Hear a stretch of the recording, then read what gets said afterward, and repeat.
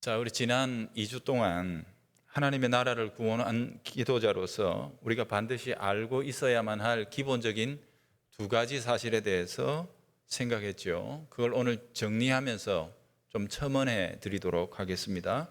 자, 첫 번째는 어떤 거죠? 하나님의 나라는 세속에 속한 것이 아니다 하는 내용이었죠. 세계사를 보면 교회가 하나님의 나라를 세속의 나라와 동일시하거나 혹은 제대로 구별하지 않는 바람에 생긴 씻을 수 없는 상처들이 많습니다. 지난주에는 중세 유럽의 역사가 대체로 그렇다 했습니다만 그 중에서 가장 대표적인 사례를 하나 들어본다면 그게 십자군 원정입니다. 십자가의 깃발 아래에서 이교의 나라들을 물리적으로 정복하고 또 약탈하고 군림하는 것이 하나님의 나라를 확장하는 것이라고 착각했던 거죠. 여러분 보세요. 너를 위해 나를 십자가에 내어주신 분이 예수님입니다. 그 사랑의 예수님께서 왕으로 다스리시는 나라를 세운답시고 실제로 나가서 한 게 뭐예요? 약탈과 살인과 이런 일들을 서슴없이 행했다라는 거죠. 얼마나 많이 그리고 얼마나 잔인하게 죽였는지 모릅니다. 십계명 책에서도 강조했습니다만 어떤 일들에 대해서 신앙적인 합리화, 신앙적인 정당성이 부여돼 버리면 인간은 가장 잔인하고 또 무자비해집니다. 그게 신앙의 무서움이죠.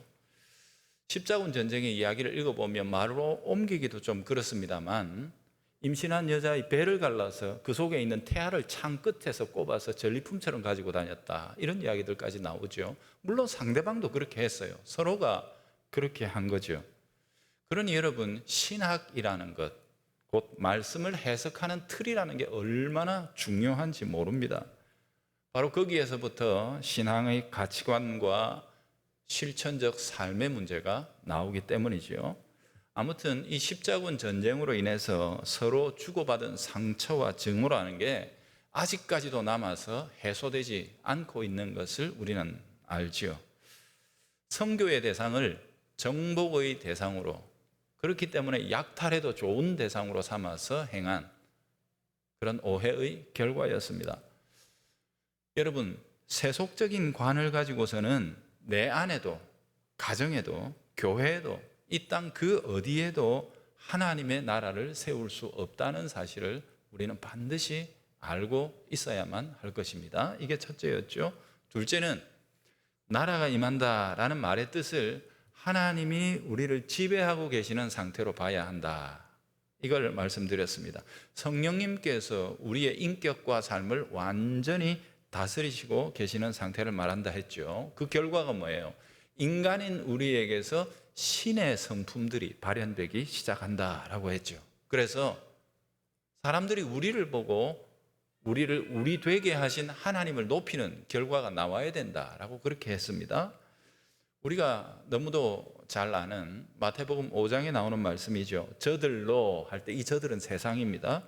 너희의 착한 행실을 보고 하늘에 계신 너희 아버지께 영광을 돌리게 하라 했습니다. 여러분, 이 명령 속에 들어있는 공식을 다시 한번 생각해 보세요. 왜 세상이 우리가 살았는데 우리의 행실을 보고서 우리가 아니라 하나님께 명예와 칭송을 올려드려야 된다라고 그렇게 말을 합니까? 우리의 삶에서 인간의 위대함을 본 것이 아니라 우리를 그렇게 이끌어 가시고 다스리시는 하나님의 지배를 보았기 때문입니다. 저것은 저 사람의 선택이 아니라 그를 다스리시는 하나님의 통치다. 이 사실이 드러났다는 거죠. 잘 아시는 손양원 목사님의 이야기를 아시죠? 그 생떼 같은 두 아들 동인과 동신 죽인 원수가 있습니다. 안재선이라고 그러더라고요. 기록에 보니까. 그런데 사형받게 된 그를 손양원 목사님이 간곡하게 청원하고 사면을 요구했죠. 그래서 자기가 마침내 허락을 얻어 그를 자기 아들로 삼습니다. 손재선으로 이름을 바꾸어서 복음을 가르치고 신학을 하게 하고 그런 일들을 우리는 읽지 않았습니까? 세상이 손 목사님의 삶을 이해를 못합니다. 왜요? 세상에는 그것을 해석할 수 있는 공식이라는 게 존재하지 않기 때문에 그렇습니다. 그래서 결국은 무엇이 혹은 누가 저 사람을 그렇게 살게 만들었는가, 이걸 추적하는 수밖에 없죠. 당연히 그를 지배하고 계시는 하나님을 먼저 생각하지 않고는 어쩔 수가 없게 된 것입니다. 손 목사가 지배를 받는, 하나님이 원래 그런 분이라 하던데 원수된 죄인을 위해 자기의 독생자를 십자가에 내어주신 분이 손 목사가 믿는 하나님이라 그러더라. 그러니 저건 손 목사가 아니라 손 목사가 믿는 하나님의 인격이 그런 것이구나. 이걸 그들이 알 수밖에 없었다. 손 목사는 그분을 닮아가고 있구나. 이렇게 말할 수밖에 없다는 거죠. 자, 따라서 이 두 가지의 내용을 우리가 정리했듯이 이 지식을 가슴에 품고 기도하는 하나님 나라 기도자, 그들의 영혼에는 아주 구체적인 두 개의 소원이 자리 잡게 되는 것입니다. 첫째는 하나님, 제 영안을 좀 열어주셔야 되겠습니다. 그래서 이 세속이라는 것을 넘어서 하나님이 약속하고 예비하신 영원한 세계를 보게 해 주십시오. 그래서 그 세계와 그 약속이 나를 완전히 사로잡아 이 땅에서는 잠시 있다 지나가는 이 땅의 삶을 탐닉하지 않게 하시고 도리어 이 땅에서는 십자가의 길, 좁은 길을 걸어갈 수 있도록 도와주십시오. 이런 소원이 자리 잡게 되는 것입니다. 두 번째 내용은 뭐예요? 또 하나, 나의 인격이 하나님께 완전한 지배를 받게 해 주십시오. 그래서 누가 보더라도 내 삶은, 저 사람의 삶은 그의 하나님이 그에게서 왕노릇하고 계시다는 사실이 드러날 수 있도록 도와주십시오. 이런 소원이 자리 잡게 되는 거예요. 자, 이제 마무리 단계로 들어갑니다. 이처럼 우리는 나라가 임하게 하소서라는 기도 속에서 두 개의 지식을 생각했고, 두 개의 지식이 품고 있는 두 개의 소원으로 이 나라 기도를 아주 구체화시켜서 우리의 마음에 정리할 수 있게 됐습니다. 자, 이제 남은 것이 있다면 뭡니까? 이제 그렇게 눈을 감고 기도했으니 이제 눈을 뜨고 뭘 할 거냐, 이거 아니에요. 이제 그렇게 구했던 기도, 그 눈을 뜨고 우리가 해야 할 구체적인 실천의 내용이 무엇일까? 이걸 정리하죠. 첫째는 우리의 태도입니다. 사명감을 가지는 것입니다. 내 삶이 하나님의 나라를 위해 존재한다는 사실에 대하여 책임감을 갖는 것입니다. 그 나라를 위해 기도하고 또 내 삶을 드리게 되더라도 속으로 스스로 내가 참 큰일 하고 있구나 라고 이렇게 쭈뼛거리면 안 된다는 거죠. 안 해도 되는 긴데 내가 까짓것 해준다. 안 해도 되는 일을 한다고 생각하니까 얼마나 자기가 대견하겠습니까? 그죠? 그러니 이만큼 하고도 대접 못 받으면 서운해지는 거예요. 섭섭마귀가 드는 거죠. 이건 안 된다는 거죠. 곤란하다는 겁니다. 마땅히 해야 할 일이라는 사실을 아셔야 합니다. 오히려 안 하면 책만 받습니다. 왜 이렇게 생각하는 게 옳으냐? 하나님께서 본래 우리를 그런 존재로 창조하셨기 때문입니다. 우리의 창조 목적 자체가 하나님의 나라, 곧 그분의 통치를 만물 가운데서 실현하기 위한 목적으로 지으셨다는 사실을 아셔야 합니다. 창세기에 보면 만물이 창조될 때 하나님께서 유독 인간을 창조하시는 일에 대하여 말씀이 많습니다. 창조주께서 아주 특별하게 이 인간에 대하여 대접하시고 아주 선명한 기준들을 제시하고 계심을 우리가 보게 되죠. 왜 그런가? 왜 인간만이 유독 만물 가운데서 특별한가? 그를 만드신 재료가 특별해서인가? 그렇지 않습니다. 흔하디 흔한 흙으로 만들었다고 나오죠. 근데 원문에 보면 이 흙이라는 게 우리가 알고 있는 흙이 아니고 뭐라고요? 티끌이라고 번역해야, 먼지라고 번역해야 더 정확합니다. 재료는 하나도 귀하지 않습니다. 먼지밖에 안 됩니다. 그걸 가지고 우리를 빚으셨다는 거예요. 혹은 하나님이 그 코에 생기를 불어넣으시니 사람이 생명이 됐다. 그러니까 생명이라는 말이 좀 아리송하지요. 야릇하게 뭔가 있어 보이지 않습니까? 그죠? 그래가지고 생명이니까 무슨 영적으로 뭐 대단한 의미를 부여해가지고 그런 존재다. 천만에요. 히브리어 생명에 해당하는 네페시하야라는 이 말은 그냥 살아있는 존재가 됐다는 뜻입니다. 살아서 움직이는 존재. 그냥 어디 고정되어 있는 돌처럼 이런 존재가 아니라 활동하는 존재, 그런 존재가 되었다는 뜻일 뿐입니다. 아니 그렇다면 도대체가 사람이라는 이 존재가 특별한 게 뭔가? 왜 하나님은 이들을 만들면서 창세기에 그토록 다른 부연 설명을 달아주시고 아주 거창한 목적을 거기에다 자꾸 갖다 붙여 특별하게 대우하셨는가? 이 사실이 창세기 1장 26절 27절에 보면 잘 나와 있죠. 하나님이 이르시되 우리의 형상을 따라 우리의 모양대로, 하나님의 형상과 모양이라고 분명하게 이야기했습니다. 그냥 만드신 게 아니다 이겁니다. 우리가 사람을 만들고 그들로 바다의 물고기와 하늘의 가축과 온 땅과 땅에 기는 모든 것을 다스리게 하자, 이 목적입니다. 하나님이 자기 형상 곧 하나님의 형상대로 사람을 창조하셨다. 인간 창조의 목적이 여기 선명하게 나와 있습니다. 뭡니까? 그들로 모든 것을 다스리게 하자 하는 것입니다. 인간은 통치자로 창조된 것입니다. 이에 대하여 다르게 표현되어 있는 것이 거기에 나오는 하나님의 형상이라는 말입니다. 곧 참 통치자이신 하나님을 대리할 수 있는 존재라는 뜻이에요. 그러니 그 속에 뭐가 있어야 되겠어요? 하나님다움이 있어야 되니까 우리의 모양대로 만들자. 우리의 형상을 거기에 투여해가지고 이 존재만큼은 다르게 만들어야 되겠다. 이게 나온 거예요. 왜? 그 존재가 하나님이 창조하신 만물을 하나님이 다스리는 것처럼 책임져야 할 존재이기 때문에 그런 것입니다. 하나님께서 직접 다스리시는 세상을 만들 책임자, 그들이 바로 사람이었다는 거예요. 그러니까 곧 우리의 삶 속에서 하나님의 나라를 실현해 나가는 이것은 창조 때로부터 우리에게 주어진 소명, 특권, 이것임을 잊어버리면 안 됩니다. 따라서 우리는 세상에 대하여 관심을 가지고 구체적으로 섬겨야 합니다. 다 하나님이 만드신 것이고, 따라서 이 모든 창조된 세상 속에 하나님의 왕되심을 나타내시기 위해 우리를 거기로 보냈다. 이 사실을 아셔야 합니다. 이 마음을 우리가 품는 것이 얼마나 중요한지 몰라요. 어떤 마음, 어떤 태도를 가지고 있느냐가 결국에는 그 사람의 행동을 결정하기 때문입니다.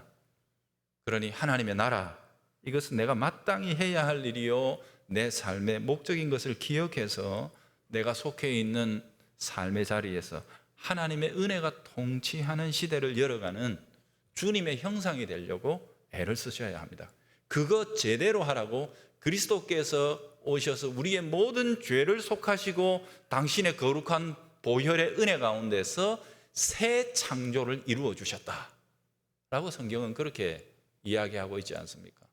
따라서 여러분, 내가 지금 있는 직장에 왜 있어요? 그 부서에, 그 지위에, 그 역할을 내가 왜 맡고 있어요? 바로 거기에도 하나님이 왕이라는 사실을 드러내라고 나를 거기에 보내주신 거예요. 이 사실을 기억하면서 우리의 삶을 바라보고 해석할 수 있어야 하는 것입니다. 이걸 준비해야 하죠. 그러니 내 삶의 자리에서 하나님 나라에 대한 책임감을 갖는 것은 참으로 중요한 일이지요. 두 번째는 최선의 삶을 사셔야 됩니다. 제가 좀 더 강하게 표현하면 마침내 거기에서 탁월함을 이루어내고야만은 삶을 사셔야 한다라는 겁니다. 아이고, 드디어 우리 김 목사가 맛이 가구나. 저 봐라 잘하라 한다. 여지껏 설교하면서는 잘하는 게 중요한 게 아니다 라고 막 그러더니 잘하라고 그런다, 높아지라 그런다. 아니요, 그 말씀을 드리는 게 아닙니다. 남들보다 우월한 직업을 가지라거나 혹은 지위와 직위와 연봉을 자랑하는 엘리트가 되라는 말이 아닙니다. 지금 내가 맡고 있는 역할과 기능에서 최고가 되라는 것입니다. 이것은 마땅히 그래야 합니다. 여러분, 하나님이 우리를 세상에 보내실 때 그냥 보내시지 않습니다. 우리 자신이 각각 제값하도록 우리에게 은사와 달란트를 주어 보내십니다. 내가 그 회사에, 그 직위에, 그 역할에 보낼 때, 혹은 너 그 교회에 보낼 때 내가 그냥 안 보낸다. 너에게 이런 은사를 준다. 너에게 이런 달란트를 내가 주었다. 주님은 그렇게 우리를 일깨워 주신단 말이에요. 그러니 그 받은 것을 최대한으로, 저는 이 말을 더 좋아합니다. 극한까지 개발해서 적어도 그 일에 있어서만큼은 내가 최고가 되어야 되겠다라는 이런 태도를, 책임을 가져야 합니다. 여러분, 예수님께서는 하나님의 나라를 겨자씨에다가 비유하셨습니다. 겨자씨를 한번 보셨습니까? 중동에 자라는 겨자씨는요, 완전히 먼지입니다. 씨앗처럼 안 보입니다. 먼지처럼 보입니다. 그런데 그게 땅에 심겨져 가꾸고 자라고 돌보고 살피고 지키면 나무가 됩니다.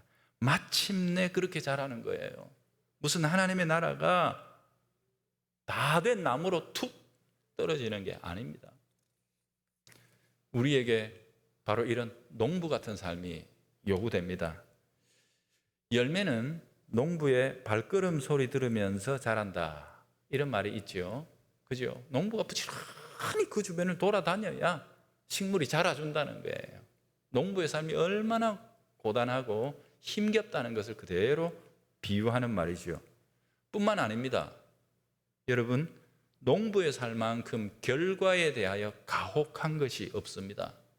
저 농부가 정말로 애썼대, 정말로 고생한 건데, 그런데 열매가 다 벌레 먹고 썩었어요. 그래도 고생한 거 아니까 제값 쳐줍니까? 아닙니다. 열매만큼 값을 쳐줍니다. 가혹합니다. 여러분, 그것이 바로 프로들의 삶입니다. 우리는 우리의 인생에 대하여 그렇게 살아야 합니다. 성공하라고 제가 부추기는 겁니까? 그게 아닙니다. 지금 잘 생각하십시오. 우리를 세우시고 우리를 보내신 그 자리에서 우리는 어떤 환경 속에서도, 어떤 상황 가운데서도 좋은 열매를 만들어낼 수 있는 사람이 되기까지 우리 자신을 끝없이 채근하고 또 노력해야 한다 하는 것입니다. 우리의 삶에도 하나님의 나라가 씨앗으로 주어지는 거예요. 여러분, 다 된 밥으로 툭 하고 우리에게 떨어지는 게 아닙니다. 게으르고 나태한 자는 하나님 나라에서 감당할 몫이 없습니다. 아이고, 나는 재능이 없다느니, 체질에 맞는다느니, 체질에 안 맞는다느니, 이런 얘기들을 습관처럼 하시는 분들이 간혹 있는데, 좀 심하게 제가 가혹하게 말하면 그 변명이고 핑계일 뿐입니다. 여러분 보세요. 만약에 그렇다면, 나는 아직도 내 재능과 체질을 못 찾아서 이러고 있다면, 남들은 지금 그 은사를 찾아서 열심히 봉사하고 있는데 나는 아직 그것도 못 찾았으니 더 안달복달하고 더 마음이 절박해서 찾으려고 애를 써야 할 것 아닙니까? 이렇게 핑계하고 또 게으른 사람들의 진면목을 보면 그저 수고도 노력도 없이 지금 내가 있는 이 상태에서 아무것도 더하지 않고 힘 안 들여도 잘해낼 수 있는 일, 그래서 좋은 대우 받을 수 있는 일, 그런 게 떨어져야 한다라고 생각하고 있다면 이게 바른 마음입니까? 결단코 그런 게 없습니다. 하나님의 나라는 씨앗으로 주어집니다. 그 먼지 같은 것들을 심어서 새들이 깃드는 나무로 키워내는 것이 하나님의 나라라고 주님은 가르쳐 주셨죠. 여러분 보세요. 이 세상에 어떤 분이 일을 하는데 정말로 쉽게 하고 편하게 한다. 그 일 자체가 쉬워서 그런 건 없습니다. 무슨 뜻이에요?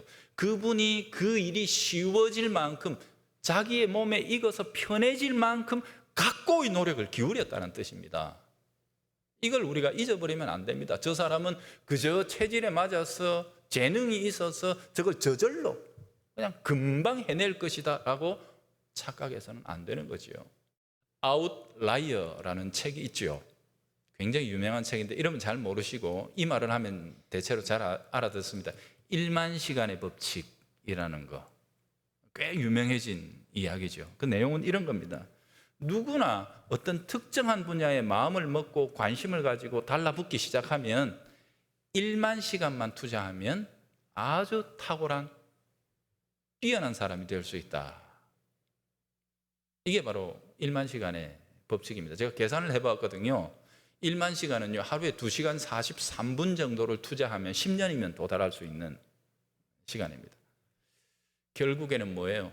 끈기와 집중력 그리고 성실함이 관건이라는 말입니다. 여러분 10년만 투자해 보세요. 아무것도 몰라도 됩니다.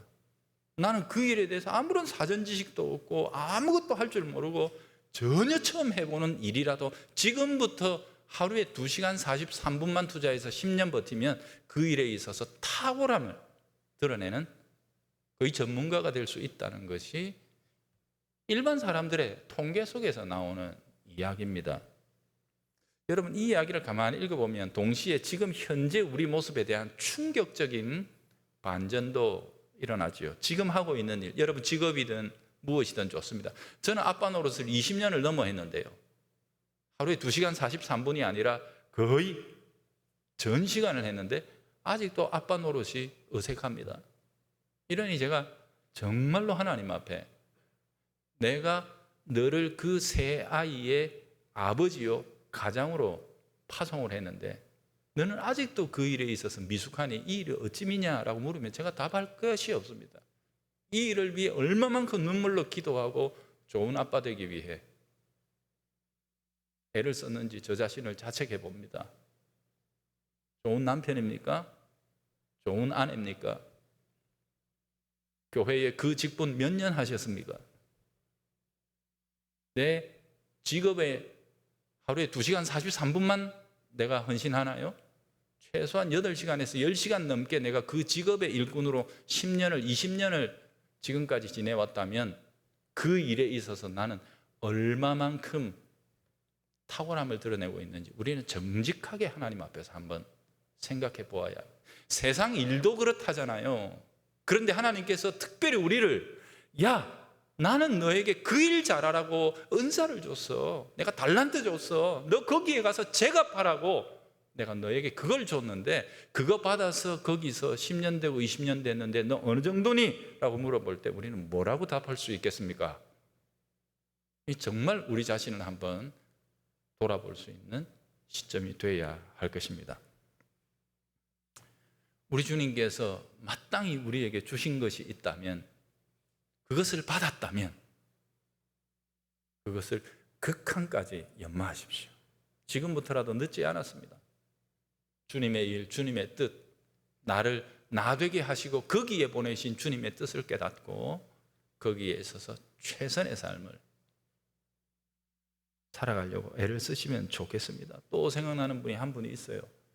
제 어릴 때 모교회에 집사님 중에 한 분이셨는데요, 그 집사님이 트럭을 한 대, 중고 트럭을 사가지고 채소 장사를, 배추 장사를 하셨어요. 그런데 그 집사님의 배추 트럭이 동네에 오는 날이면 동네 아줌마들이 나와 줄을 쫙 섰습니다. 그냥 배추만 판 게 아닙니다. 이분은 원하는 대로 씻어서 김치 담을 거 따로 하고 시래기도 따로 안 버리고 그 옆에 딱 모아가지고 정리하고 깨끗하게, 자신들이 하는 것보다 더 깨끗하게 정리해가지고 그 일을 하니까 적어도 그 채소 트럭이 오는 날마다 동네 아주머니들이 줄을 서서 기다리는 것 보았습니다. 그렇게 해야 한다는 것입니다. 우리의 삶, 채소 장사도 좋습니다. 여러분, 호떡 장사도 좋습니다. 무슨 일이건 어떤 일이건 우리가 맡은 그 일 속에서 지금 우리 하나님께서 우리를 다스려 우리의 일들을 이 세상 최고의 서비스가 되게 하시는 지배를 이 세상이 맛보고 찬송할 수 있게 해야 할 것입니다. 이것이 우리의 사명입니다. 장차 주님 앞에 섰을 때 우리를 기다리시는 주님을 향해 두 손을 들고 내 인생 여정 끝내어 강 건너 언덕 이를 때 하늘 문 향해 말하리, 예수 인도하셨네. 주님이 인도해 주셨습니다. 주님이 이 땅에서 죽기까지 복종하며 사셨던 그 발자국, 나는 내 삶에서, 내 직업과 내 소명에서 그것 따라 살려고 최선을 다했습니다. 그러니 이 모든 삶의 열매는 주님 것입니다. 주님이 흉내낸 것뿐입니다. 우리가 그렇게 찬송하며 주님 앞에 설 수 있기를 바랍니다. 조금 하나님의 나라를 가지고 우리 성도들을 다그친 면 있습니다만 이건 거룩한 부담입니다. 이 정도의 부담도 안 지고 살아가려고 하면 그것은 무책임한 것입니다. 그러지 마십시오. 여러분, 지금 내가 맡고 있는 그 일 소중합니다. 나를 보내신 그 직업의 자리, 귀천을 따지라는 게 아니라 수입이 얼마냐 이런 거 유치하게 세속적으로 따지지 말고요, 그 일에서, 적어도 그 일에서 내게 맡겨주신 주님께 영광 돌리는 삶을 살아가기 위해 최선의 경주를 다하는 우리 성도들의 삶이 되기를 주님의 이름으로 권면합니다.